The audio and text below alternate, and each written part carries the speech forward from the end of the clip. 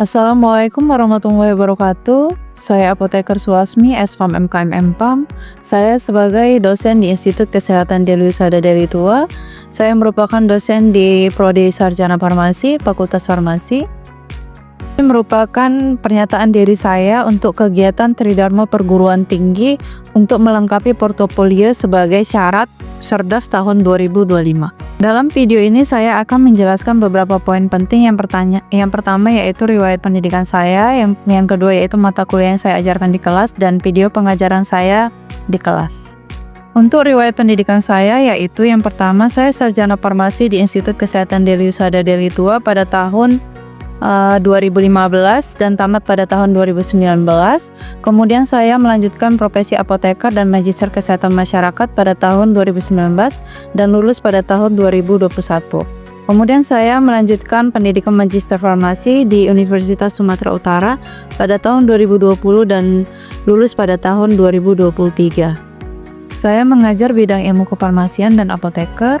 Saya membawakan mata kuliah analisis farmasi, khususnya di tingkat 2 semester 4. Mata kuliah ini merupakan mata kuliah wajib di program sarjana farmasi dan ini dilakukan 16 kali pertemuan, diikuti dengan 9 pada pertemuan ke-9 dilakukan UTS atau ulangan tengah semester dan pertemuan ke-16 dilakukan ulangan akhir semester. Mata kuliah ini membahas tentang identifikasi, kuantifikasi, dan identifikasi dari senyawa-senyawa obat yang ada di farmasi. Kemudian analisis farmasi ini melibatkan berbagai teknik analitik dan instrumen-instrumen yang digunakan juga bervariasi seperti spektrofotometri UV visible, HPLC atau KCKT, FTIR, AAS, KLT, NMR, dan GC atau kromatografi gas. Di mata kuliah ini juga kita membahas tentang bagaimana cara penggunaan dari alat-alat tersebut, kemudian prinsip kerja dari alat-alat tersebut, sampai pengoperasian langsung terhadap alat-alat tersebut. Di sini juga akan dilakukan validasi metode, kemudian dengan uji validasi sesuai dengan SOP yang ketentuan dalam suatu industri farmasi ataupun laboratorium farmasi. Capaian pembelajaran mata kuliah ini adalah yang pertama, mahasiswa mampu mengetahui identifikasi masalah. Yang kedua, penelusuran sumber informasi yang diberikan. Yang ketiga, membahas secara kritis sumber informasi. Yang keempat, mengaplikasikan sumber informasi yang didapat terhadap dunia kefarmasian seperti laboratorium dan industri farmasi. Yang kelima, menilai seberapa efektif aplikasi informasi yang didapat. Yang keenam, mampu memahami dan menjelaskan metode-metode analisis instrumentasi standar dalam dunia farmasi, mampu memahami dan menjelaskan metode validasi dalam analisis farmasi instrumen. Mata kuliah analisis farmasi memiliki 14 bahan kajian yang akan dijabarkan pada tiap pertemuan. Yang pertama yaitu pengantar analisis farmasi instrumentasi, metode analisis farmasi klasik, dan metode analisis modern. Yang kedua yaitu spektroskopi UV visible, yang ketiga yaitu spektrofluorometri, yang keempat spektroskopi inframerah, yang kelima ada H nuclear magnetic resonance, yang keenam ada C nuclear magnetic resonance, yang ketujuh ada spektroskopi massa, yang kedelapan ada spektroskopi serapan atom, yang kesembilan ada potensiometri, yang ke-10 ada kromatografi, yang ke-11 ada kromatografi lapis tipis atau densitometri, ke-12 ada KCKT atau HPLC, yang ke-13 ada kromatografi gas, yang ke-14 yaitu metode validasi, analisis instrumentasi, dan parameter-parameter validasi, metode analisis atau uji validasi. Untuk mendukung saya dalam melakukan perkuliahan, di kelas saya menggunakan beberapa referensi buku. Yang pertama yaitu buku ajar analisis fisikokimia. Yang kedua ada buku ajar Paul Gil, kimia analisis kuantitatif anorganik. Yang ketiga ada Farmakope Indonesia. Yang keempat ada Clark's Analysis of Drugs and Poison dan ciptaan Harmita, serta jurnal nasional dan internasional yang relevan. Untuk RPS mata kuliah analisis farmasi yang akan saya bawakan, saya sudah mempersiapkan RPS dan untuk link RPS akan dilihat pada box deskripsi video. Dalam proses perkuliahan, saya menerapkan prinsip RELIA, yaitu Relevant Learning, Interaction, and Assessment. Yang pertama, Relevant Learning, yaitu merupakan bagaimana saya menyampaikan materi pembelajaran harus memiliki keterkaitan dengan kehidupan nyata mahasiswa kami. Materi pelajaran harus dikaitkan dengan pengalaman sehari-hari, masalah yang dihadapi, dan isu-isu yang relevan dengan lingkungan sekitar. Dalam perkuliahan saya menggunakan PowerPoint untuk memaparkan materi di depan kelas, di mana materi dibuat semenarik mungkin dan menggunakan bahasa yang mudah dimengerti. Kemudian saya memberikan contoh aplikasi materi yang diajarkan sesuai dengan contoh keseharian sehingga mahasiswa mudah memahaminya.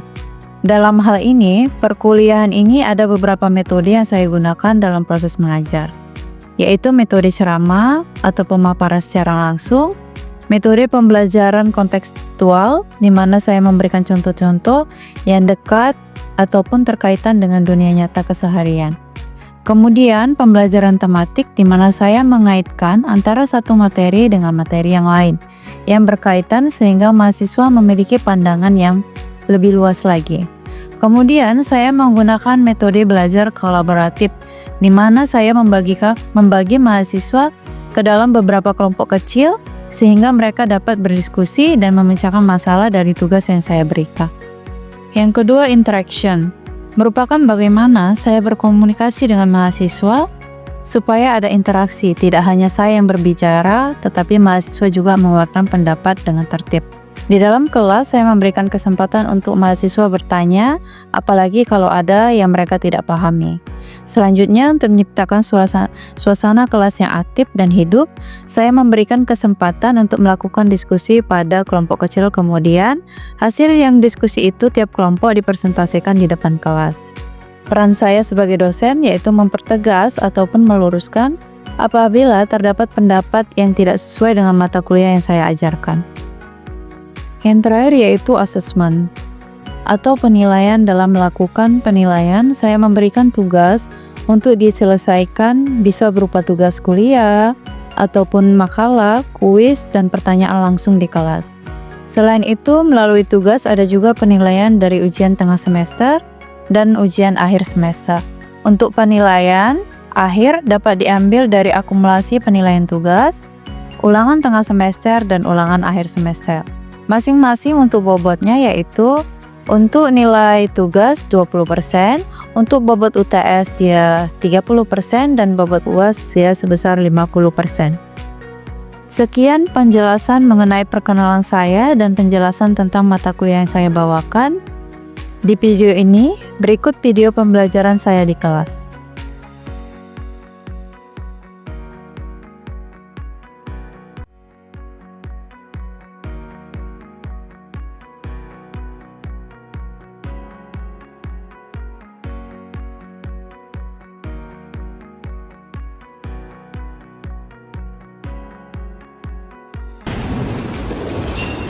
Assalamualaikum warahmatullahi wabarakatuh. Waalaikumsalam warahmatullahi wabarakatuh. Selamat pagi untuk kita semua ya. Pagi ya Bu. Baik, sebelum memulai perkuliahan kita berdoa menurut agama dan kepercayaan kita masing-masing. Doa dulu. Doa selesai. Katakan bahwasanya jangan seperti mengisi air dalam ember, tapi menyalakan api. Maksudnya di sini ialah seseorang itu jangan hanya, kalau kita dari kecil itu kan dibiasakan orang tua kita untuk selalu membaca, menghafal seperti itu ya, tapi tidak pernah menyalakan api. Maksudnya di sini kita itu harus ada kobaran semangat kita untuk tetap belajar, mencari tahu dan berpikir kritis gitu ya. Seperti mematikan api. Mematikan api itu kayak kita tuh lagi mengkorekkan gitu ya. Di sini juga peran serta dari pendidikan sendiri itu fungsinya untuk kita itu tetap berkembang sepanjang hidup, kemudian tetap ilmu itu tetap berkembang ya, untuk kehidupan kita yang masa depan seperti itu. Untuk perkuliahan sebelumnya kita membahas tentang perkenalan pengantar analisis formasi. Sebelumnya Ibu ingin bertanya nih tentang mata kuliah sebelumnya itu tentang analisis informasi yang kita pengantarnya kemarin tentang fungsi dari instrumen dan lain-lain ya kan. Ibu ingin bertanya, suatu instrumen itu atau misalnya spektrum, apakah dia hanya bisa mengukur kadar orat atau yang lain? Ini menjawab ya Bu. Permisi ya Bu, izin ya Bu. Perkenalkan, nama saya Mayani, NPM 231800 tingkat 2. Baik Bu, saya akan menjawab pertanyaan Ibu ya Bu. Analisis kuantitatif ini, dalam analisis farmasi, dia ini mengacu pada penentuan kuantitas konsentrasi suatu zat pada sampel. Jenis yang kita gunakan ini karena untuk memastikan bahwa produk farmasi yang kita gunakan ini bahan aktifnya itu sangat tepat karena untuk memenuhi spesifikasi keamanan, khasiat dan kualitasnya Bu. Terima kasih ya Bu. Kita lanjutkan untuk mata kuliah kita selanjutnya, analisis informasi juga, tapi dia berhubungan dengan ini ya, faktor-faktor yang mempengaruhi dari suatu absorpsi dari sampel kita ya.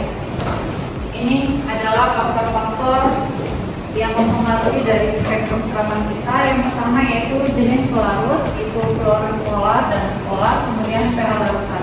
Jadi pH larutan ini akan mempengaruhi spektrum absorpsi kita, di mana pH asam dan basa lemak itu sangat berpengaruh terhadap spektrum, di mana ionisasi dari molekul tersebut akan berinteraksi langsung dengan si cahaya pada spektrum fotometri itu ya. Makanya dia ada pergeseran dari pH nanti maupun dari serapannya dan penyemprotannya. Kemudian kadar larutan. Jika konsentrasi tinggi akan terjadi polimerisasi yang menyebabkan penyemprotan semua berubah sama sekali atau harganya tetap nol ya. Kemudian tebal larutan. Jika digunakan pipet dengan tebal berbeda akan memberikan spektrum serapan yang berbeda. Ini berkaitan dengan A sama dengan A1 dikali B dikali C, di mana di situ tebal pipet yang kita pakai itu 1 cm. Seandainya tebal pipet yang kita pakai 0,5 cm, pasti akan berpengaruh ke absorptivitas dan absorbansinya ya kan, juga konsentrasinya. Karena sesuai dengan perhitungan kita dengan rumus yaitu A sama dengan A11 dikali B dikali C. Contohnya di sini A yang untuk kurva maksimum itu 0,4343. Absorptivitas itu bisa kita pakai sesuai dengan anjuran farmakope ya.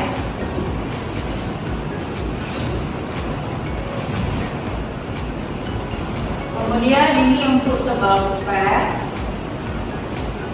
itu 1 cm untuk yang kita pakai, dan ini konsentrasi larutan.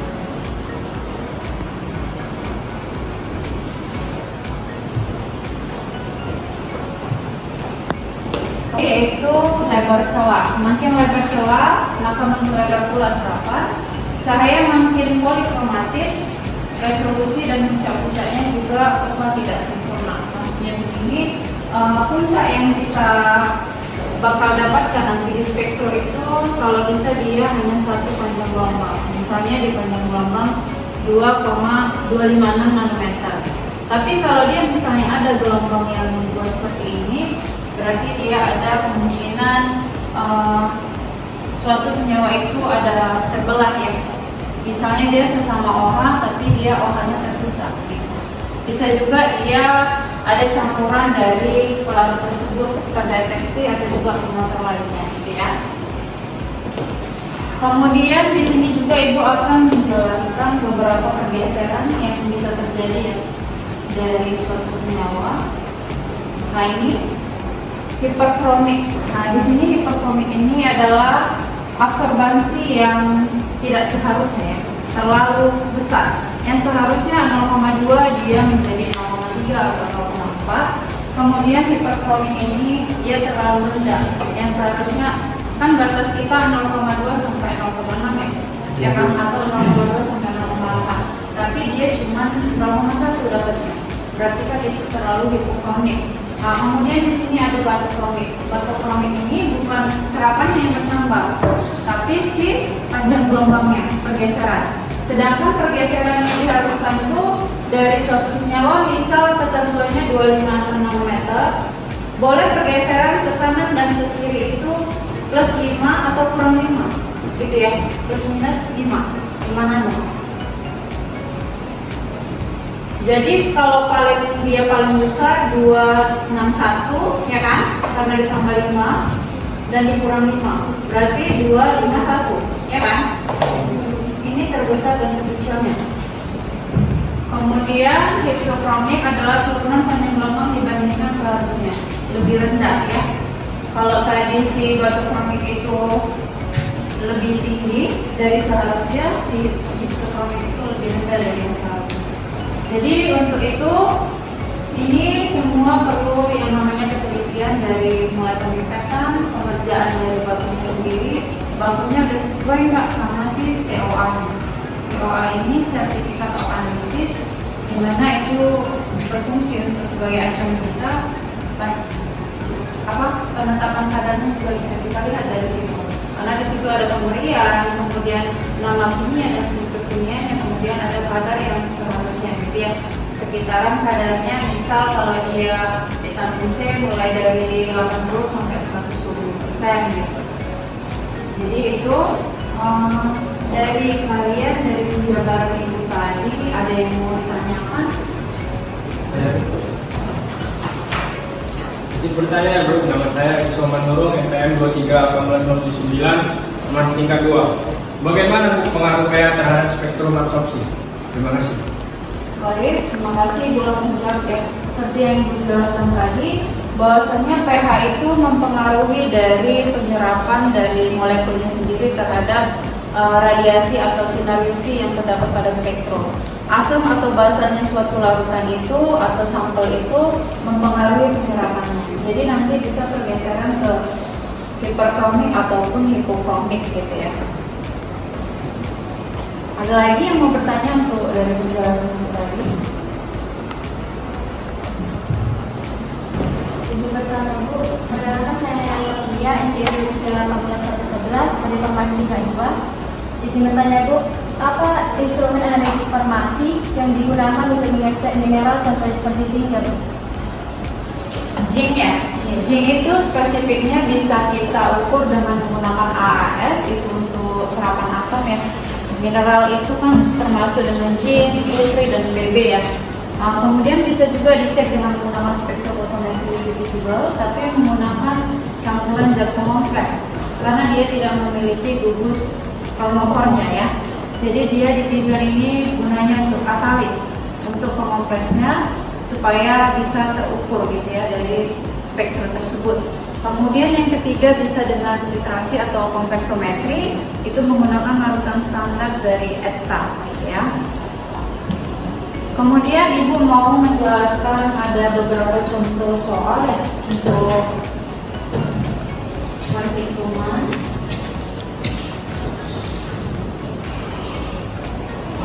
Ini ada contoh soal. Ini di sini diketahui ditimbang 100 mg tetrasiklin ya murni, kemudian dimasukkan ke labu 100 ml. Kalau untuk konsentrasi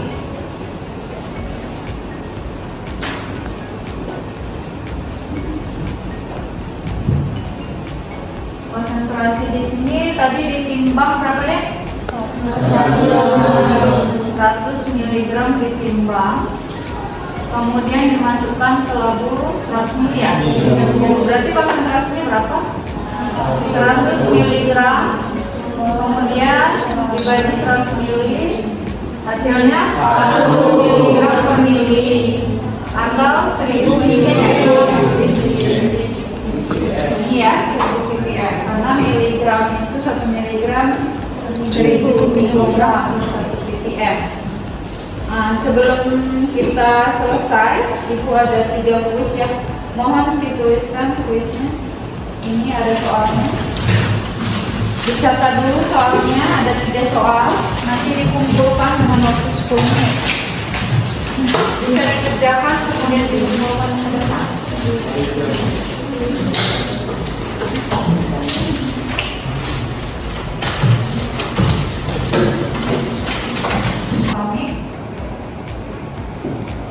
Hiperkromik dan batu kromik.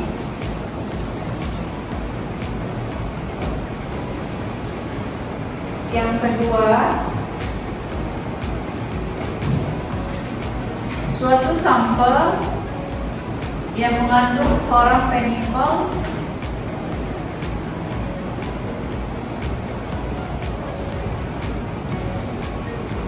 ditimbang sebanyak 300 mg,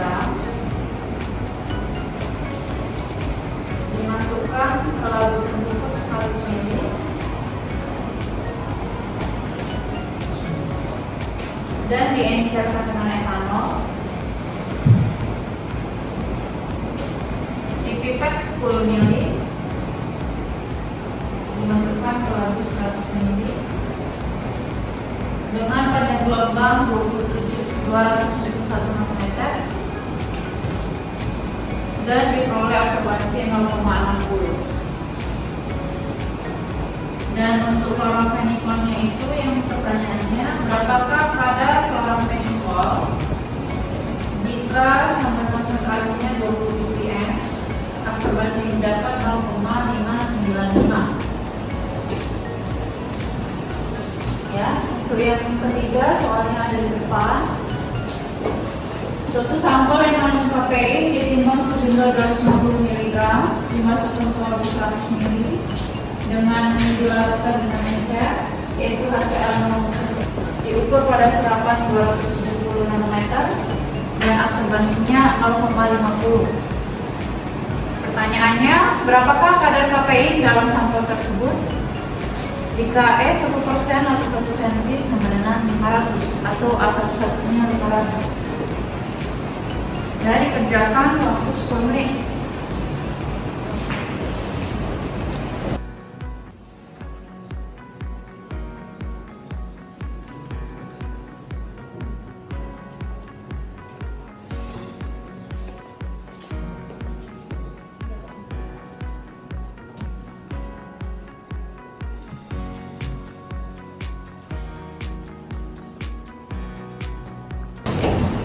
Udah ya, waktunya habis dikumpulkan.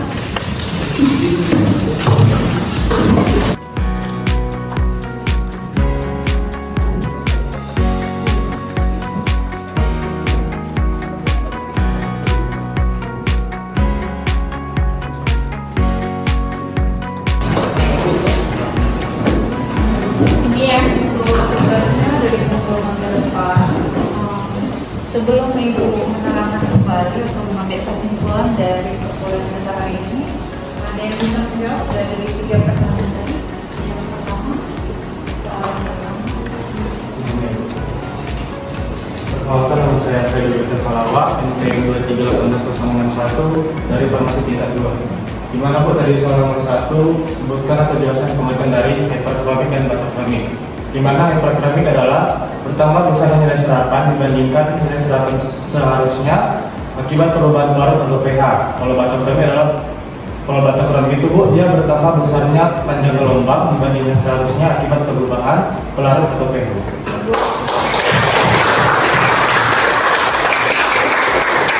Untuk pertanyaan kedua, ada yang bisa menjawab? Iya Bu, misi Bu. Perkenalkan, nama saya Bapak Haji Azhar Siregar, NPM 23180019 tingkat 2.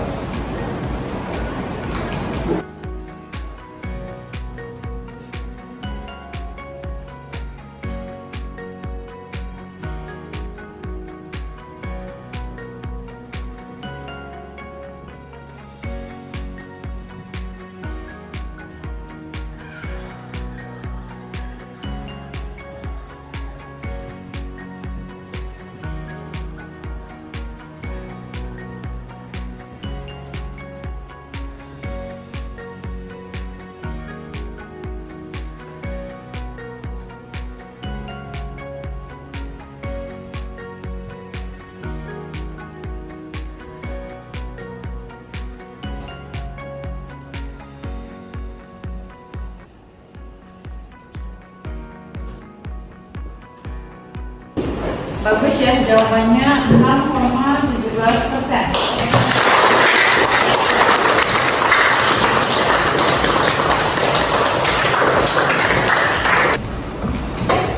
Izin ya Bu, perkenalkan nama saya Manalisa Julia Lotua dengan NPM 2388106 dari Farmasi tingkat 5.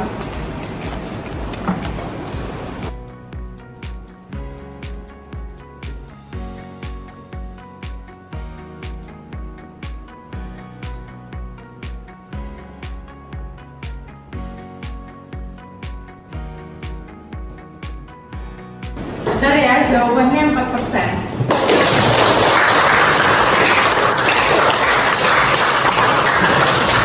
Baik, terima kasih untuk jawaban dari ketiga teman kalian. Jawabannya semua benar, berarti kalian sudah memahami dari pembelajaran kita hari ini. Untuk menarik kesimpulannya, pembelajaran untuk analisis farmasi ini sebenarnya nggak sulit ya. Dimana kita menentukan pada suatu obat ataupun produk. Nah itu dengan tadi adanya hipokromik, baru hiperkromik, batokromik, dan hipsokromik. Dari situ kita seharusnya bisa lebih teliti, kemudian tepat memilih pelarut, pH juga diperhatikan karena semua itu akan berhubungan dengan absorbansi yang kita dapat dan kadar yang obat yang kita cek nanti, gitu ya. Jadi di dunia ini perlu ketelitian, gitu ya intinya. Jadi kalau nanti kalian lanjut ke tingkat 3 bakal ada praktikum analisis farmasi, itu nanti nampak di situ pekerjaannya yang sesuai dan tidak sesuai. Kalau tidak sesuai pasti nanti akan mengulang terus menerus. Yang seharusnya absorbansi 0,2 kalian dapat 0,3, pergeserannya yang terlalu jauh ataupun nanti dapat absorbansi yang terlalu rendah seperti hipokromik tadi yang 0,1. Nah itu akan mengulang terus menerus karena ketidaktelitian kalian atau memikat sembarangan. Untuk labu tentukur yang kita gunakan juga itu harusnya dielap terlebih dahulu dengan tisu ataupun yang lain yang dia bersih gitu ya. Jangan ada air yang tertinggal di dalam itu. Kalau dia nanti kalian peminjaman alat itu dalam kondisi tidak baik, seharusnya dipulangkan ataupun dibersihkan kembali gitu ya. Karena itu mempengaruhi dari kadar obat tersebut. Jangan nanti menyalahkan dari ini bakunya nggak bagus, ini bakunya kemana gitu. Padahal pengerjaan kita yang nggak sesuai dengan SOP yang seharusnya gitu ya. Baik, sebelum kita mengakhiri pembelajaran pada hari ini, saya ucapkan terima kasih. Kemudian semoga kalian sehat selalu dan tetap semangat untuk kedepannya. Assalamualaikum warahmatullahi wabarakatuh.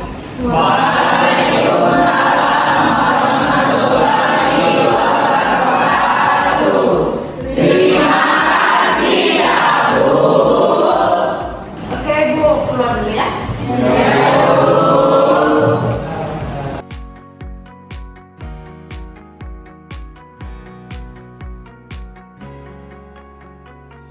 Baiklah, sekian video pembelajaran dari saya. Untuk perhatian dan waktunya saya ucapkan terima kasih. Assalamualaikum warahmatullahi wabarakatuh.